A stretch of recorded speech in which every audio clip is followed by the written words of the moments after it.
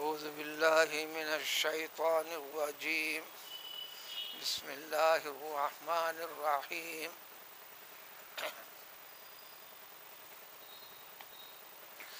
الله الذي سخر لكم البحر لتجري الفلك فيه بأمره ولتبتغوا من فضله ولعلكم تشكرون.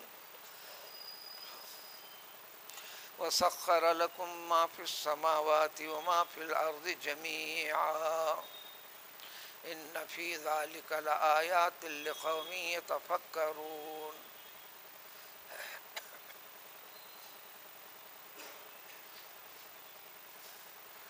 کلام پاک کا سب سے بڑا حصہ بلکہ 6,500 آیتوں پر مشتمل کلام پاک کتابوں کے اندر لکھا ہے کہ 6,666 آیتوں پر مشتمل ہے. علی صاحب میں نے کہا کہ 5,500 آیتوں پر مشتمل. آیتوں کی گنتی میں قرآن اپنی جگہ ہے، ایک حرف بھی نہ ادھر ہے نہ ادھر ہے.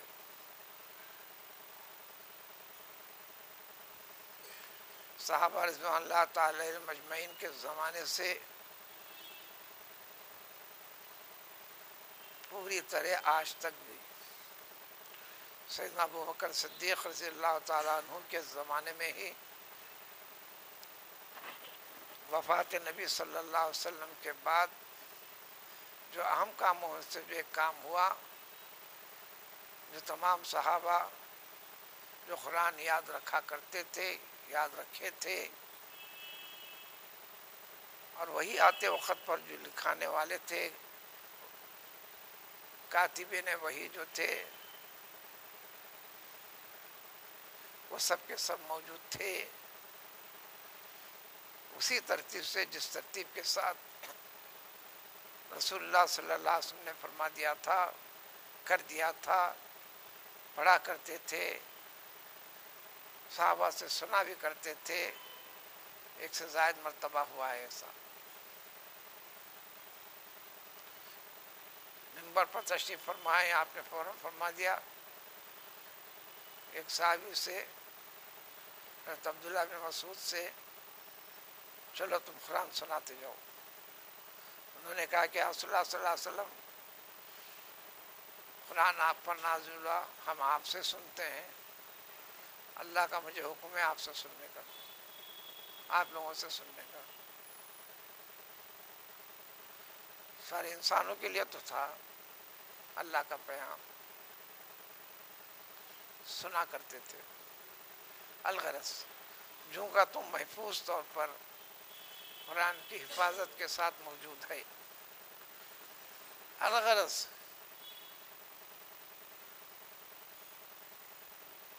مجموعی اعتبار سے 6,500 آیتوں میں سے صرف 500 آیتیں ہیں جس میں دین کے احکام ہیں، شریعت اس کا دستور جس کو کہتے ہیں.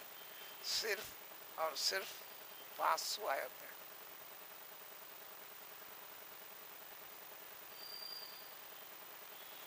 حلال حرام، جائز ناجائز، یہ کرنا وہ نہیں کرنا.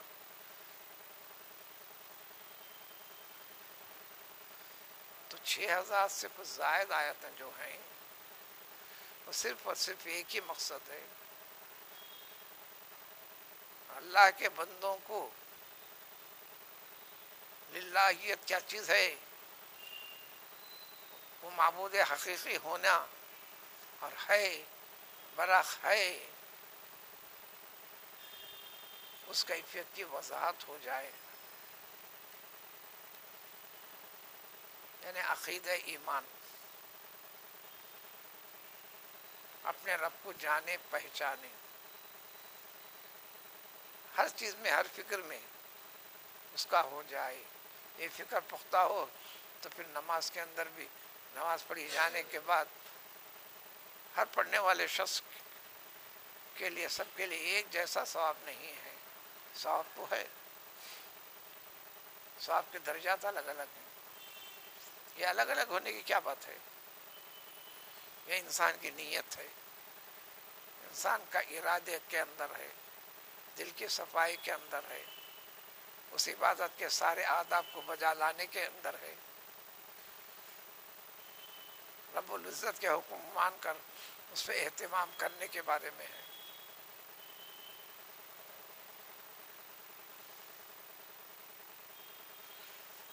اب رہا آیت کا ترجمہ، اس کے اندر ذکر ہے کہ دیکھو اللہ تعالیٰ تمہارا کیسا ہے، اللہ کو کیسا پہچاننا۔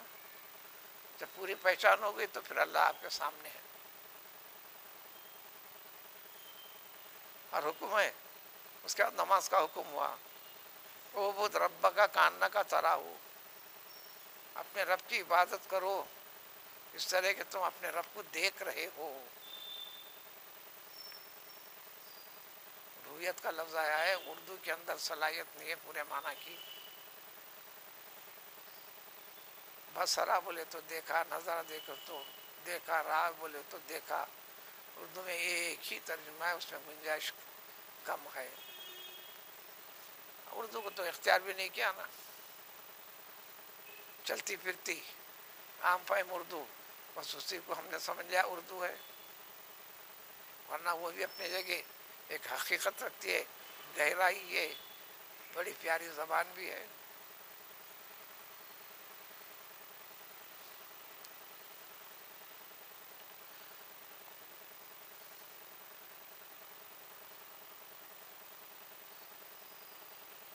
اللہ الذی سخر لکم، اللہ تعالیٰ وہ ہے، یعنی اللہ کو دیکھنے کا مفہوم جب سمجھ میں آئے گا، یعنی اللہ کو پانا،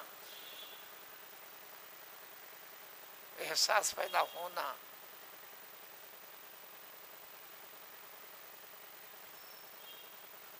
اس طرح احساس ہونا کہ حقیقت میں سامنے ہے، ہیبت والی کیفیت پیدا ہونا، ڈر خوف والی کیفیت پیدا ہونا۔ جب عبادت میں لگتا ہے،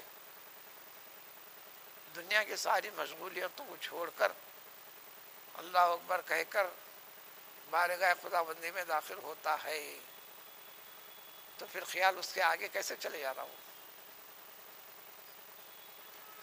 آگے کیسے چلے جا رہا ہو۔ دنیا کا فانی باطل ہوس پرستی پر مبنی عشق والی لائن کو دیکھیے، عاشق ساری دنیا سے بے نیاز ہو کر اپنے غلط عشق کے اندر کس طرح کھو جاتا ہے، کھانا چھوڑتا ہے، پانی چھوڑتا ہے، فلاں فلاں فلاں۔ تو عشق حقیقی تو بندے کا اپنے رب سے ہونا ہے۔ الغرض ترجمہ ہے، اللہ تعالیٰ وہ ہے جس نے تمہارے لیے سارے سمندر کو، سمندروں کو تمہارے لیے مسخر کر دیا، تابع کر دیا، یعنی تمہارے بس میں کر دیا، تمہارے ہینڈ اوور کر دیا۔ یہاں ایک ایک چیز کی وضاحت کرتے ہیں، ورنہ سورہ بقرہ میں بتلا دیا گیا ہے، اِنَّا جَعَلْنَا لَكُمْ مَا فِي الْأَرْضِ جَمِيعًا۔ اے بندو سمجھ لو، آسمان آسمانوں کے اوپر والی چیزیں، زمین زمین کے اندر اوپر، پہاڑوں میں، پانیوں میں، سب رہنے والی چیزیں ہم نے تمہارے فائدے کے لیے، تمہارے خاطر پیدا کیا ہے، پھر اس کے بعد تم کو وجود بخشا۔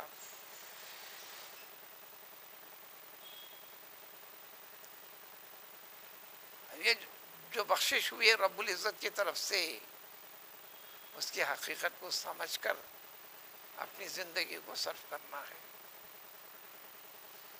وہی اللہ تعالیٰ ہے جو تمہارے بس میں کر دیا ہے سمندروں کو، اس میں 20 مقاصد ہیں۔ سب سے بڑا مقصد جو تمہارے ہاں ہے، عام طور پر تھا بھی، رہا بھی، ابھی ہے اور رہے گا بھی، تدبیریں بدلتی گئی، لیکن سمندروں سے تعلق، سمندروں کے سفر سے تعلق، سمندر کی گہرائیوں سے تعلق، سمندروں میں موجود موتی مرجان جو کچھ ہے اس سے متعلق چیزیں، سمندر سے نکلنے والا عنبر اس سے، اور بھیشم چیزیں جو انسان کے خاطر ہیں، انسان کی منفعت کے لیے ہیں. پھر اس میں جینے والی مخلوق، ان مخلوقات سے انسان کے فوائد، کبھی ڈائریکٹ کبھی انڈائریکٹ، کھائے جانے والی چیزیں، نہیں کھائے جانے والی چیزیں، دوسری طور سے انسان کے لیے ضرورتوں کو تکمیل کرنے والی چیزیں وغیرہ وغیرہ. تو سمندر کو مسخر کر دیا، اس کی وجہ بتاتے ہیں تاکہ وہ سمندر کے اندر بڑے بڑے جہاز تمہارے چلتے جائیں. مطلق جہاز چھوٹا ہو بڑا ہو، بڑے ہی ہوتے ہیں، بڑے ہی ہوتے ہیں، قریب ایک ایک محلے کے ہوتے، برابر کے بھی ہوتے ہیں. پلے گراؤنڈ ہوتا ہے، سائیکلنگ ہوتی ہے، بھاگ دوڑ چلتی ہے، کئی منزلوں کے ساتھ ہوتا ہے. ورنہ صبحینوں تک ہندوستان کے حجاج بھی سمندری جہاز سے جایا کرتے تھے. آخری جہاز 1992 میں رہا، اس کے بعد یہاں کی عوام کے لیے بند کر دیا گیا. لیکن دنیا کے مختلف ممالک سے آج جو سفر جاری اور باقی ہے.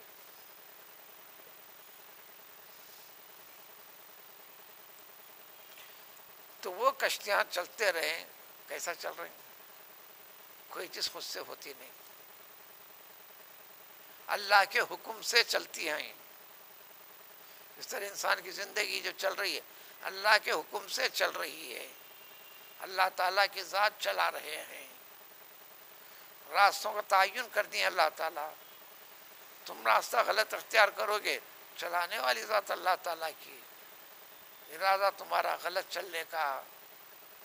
سیدھا راستہ اختیار کرو گے تو چلانے والی ذات اللہ تعالیٰ کی. سیدھے راستے پر چلنے پر اجر و ثواب کے مستحق قرار پاؤ گے. وَلِتَبْتَغُوا مِنْ فَضْلِهِ، اس طریقے سے اللہ تعالیٰ نے فضیلت، احسان و کرم والی جتنی چیزیں رکھے ہیں، سمندر کی سب سے بڑی تجارت بھی ہے، حمل و نقل بھی ہے. آج بھی ساری دنیا کو سامان کی رسائی، سامان کو پہنچانا صرف اور صرف سمندری جہازوں سے ہی ہے. اگر پلین سے ہوتا جائے تو بندے کے اندر خریدنے کی طاقت نہیں، اس پہ خریدنے کی طاقت نہیں بنے گی.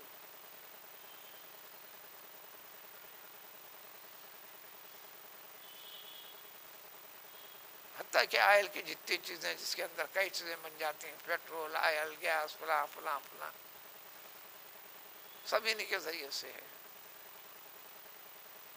ذریعہ رکاوٹ ہو تو بحران پیدا ہو جاتا ہے انسان کے لیے.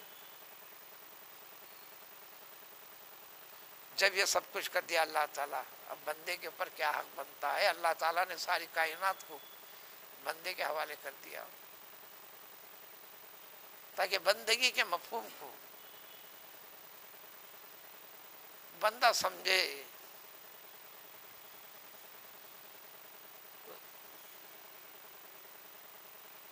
وہ سمجھ کر جہاں کرنا ہے کرے، جہاں سمجھنا ہے سمجھے، جیسا کرنا ہے کرے. وَلَعَلَّكُمْ تَشْكُرُونَ، تاکہ صرف اور صرف تم شکر گزار بندے بنو، اللہ کی نعمت کو نعمت جانو. نعمت کو بجا لانے کے طریقے مسلمان کے لیے بتا دیے. سواری میں بیٹھو، اللہ نے حوالے کیا ہے، سبحان الذی سخر لنا ھذا وما كنا له مقرنین. اس کی نعمت کو یاد کرو، اپنے آپ کو اس کی حفاظت کے حوالے کرو. جب سفر میں جا رہے ہو اپنے گھر والوں کو، متعلقین کو چھوڑ کر ان کی حفاظت کا ذمہ بھی اپنے رب کے حوالے کرو. دعا میں وہی ہے معنی مطلب. اسی طرح تمہارے لیے تابع اور تمہارے بس میں کر دیا ہر چیز، چاہے آسمانوں میں ہو،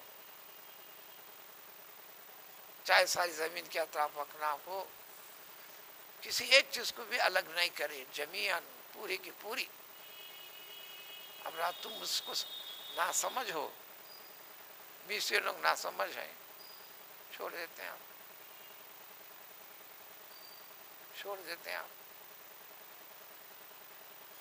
یونانی طب میں اگر حکیم لکھ دے فلاں فلاں چیزیں خریدو دوا ساز کے پاس سے، اس کو ایسا کر کے استعمال کرو، تمہاری بیماری کے لیے مفید ہے، وہاں جا کر دیکھو وہ چیزیں جو تم اس کو غیر ضروری سمجھ کر پھینک دیتے ہو، پاؤں میں رونتے ہو، وہ سب جمع ہیں. وہ تول کر پیسے لے کر آپ کو دیتا ہے. کیوں؟ آپ اس کی حقیقت کو جانے نہیں، آپ حقیقت کو جانے نہیں.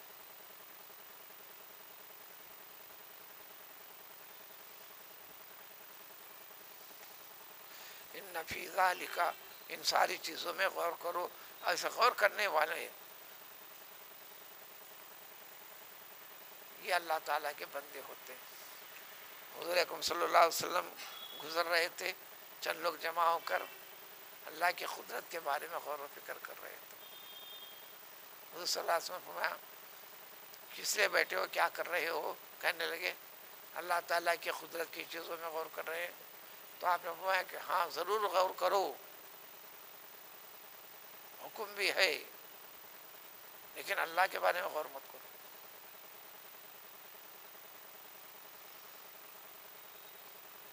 اللہ کی مخلوق میں غور کرو، اللہ کے کاموں میں غور کرو، اللہ کے صفات میں غور کرو. اللہ کے ہاتھ کا ذکر ہے قرآن میں، اللہ کا ہاتھ کیسا ہوں گا، اللہ کے چہرے کا ذکر ہے کیسا ہوں گا، اللہ کے تعالیٰ کے آنے جانے کا ذکر ہے کیسا ہوں گا. اس پہ غور مت کرو.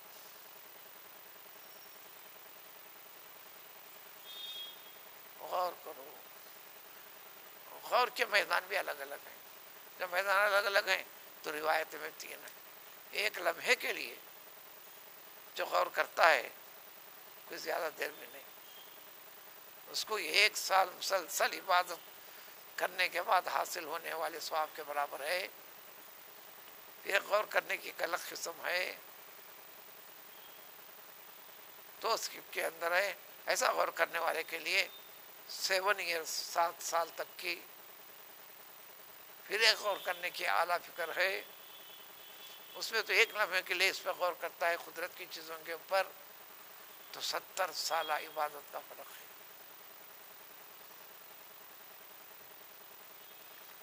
ایک مرتبہ حضور اکرم صلی اللہ علیہ وسلم نے حضرت ابو ہریرہ رضی اللہ تعالیٰ عنہ اس حدیث کے راوی ہیں، اس سے پوچھے تم کیسے غور کرتے ہو اللہ کی مخلوق میں،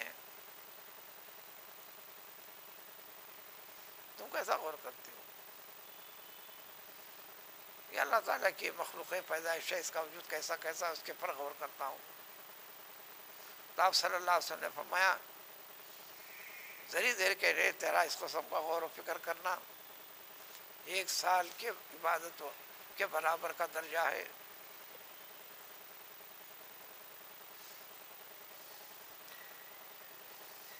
حضرت عبداللہ ابن عباس رضی اللہ تعالیٰ سے پوچھا تم کیسا غور کرتے ہو؟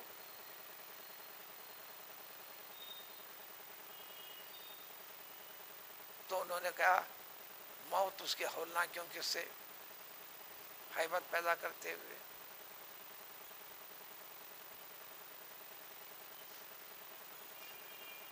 آپ صلی اللہ علیہ وسلم فرمایا اس قسم کا غور و فکر سے 7 سال کی عبادت کے برابر کا ثواب ہے.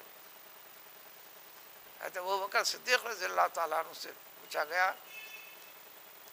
یا حضرت عمر رضی اللہ تعالیٰ عنہ سے پوچھا گیا، تو آپ نے فرمایا میں تو دوزخ اور ہولناکیوں کے پر غور کرتا ہوں. حضرت ابوبکر صدیق رضی اللہ عنہ نے فرمایا میں دوزخ میں ڈالے جانے والوں کی تکلیفوں کے اوپر بڑا غور کرتا ہوں، بلکہ میں یہ چاہتا ہوں چونکہ اللہ تعالیٰ تو وعدہ کہ لَأَمْلَأَنَّ جَهَنَّمَ، میں دوزخ پوری فل ہوئے تک بھر کے رکھوں گا۔ میں یہ غور کرتا ہوں کاش اللہ تعالیٰ مجھے ایک ہی بندے کو اتنی بڑی موٹی ہڈی بنا دے، پوری دوزخ میں ایک ہی ہڈی ڈال کے بھر دی جائے، صرف مجھے عذاب دے دیا جائے، سارے بندوں کو اللہ تعالیٰ چھوڑ دے، عذاب سے نجات دلا دے۔ آپ صلی اللہ علیہ وسلم فرمایا یہ غور اعلیٰ درجے کا ہوا، 70 سال کی عبادت کے برابر کا ہے۔ اب حدیثوں میں ترجمہ مل جائے گا، 1 سال کی عبادت کا، 60 سال کی عبادت کا، 7 سال کی، 70 سال کی، اس میں سمجھنے کا مطلب رہتا ہے۔ تو اس لیے مگر یہاں مستقل ذکر ہے یہ اللہ تعالیٰ کی قدرت کی چیزوں میں، جیسے آسمان زمین، اس کی ساری چیزوں کے اندر رد و بدل، تبدیلی، جو نظام چلتا ہوا دکھ رہا ہے، چلانے والا ہے جو چلا رہا ہے، اس پہ غور کرنا ہے۔ وہ ذات باری تعالیٰ کے اوپر یہ ایک بڑا سبق حاصل کرنا ہے، اسی سے سمجھ میں آ جائے گا۔ اب پھر ساری چیزیں بندے اللہ تعالیٰ نے انسان کے لیے کیا، آسمانوں کو ذکر کر دیا، زمین کو ذکر کر دیا، یہ غور و فکر کرنے والا ہو جاتا ہے۔ یقیناً یقیناً ایسا انسان فرشتوں سے افضل ہے۔ لیکن قرآن نے کہہ دیا کہ آسمان کی بھی ساری چیزیں، چاہے کوئی بھی مخلوقات ہو، سب انسان کے لیے، یہ سمجھنے کے لیے بھی کافی ہے۔ اللہ تعالیٰ نے سارے فرشتوں کو حکم دے دیا انسان کو سجدہ کرنا۔ اگر انسانیت اختیار کیا تو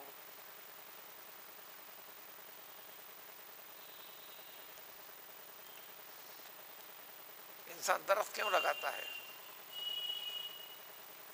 اسے پھل لینے کے لیے یا اناج لینے کے لیے۔ پھل کی ضرورت نہیں ہے تو پھر درخت لگانے کی کیا ضرورت ہے؟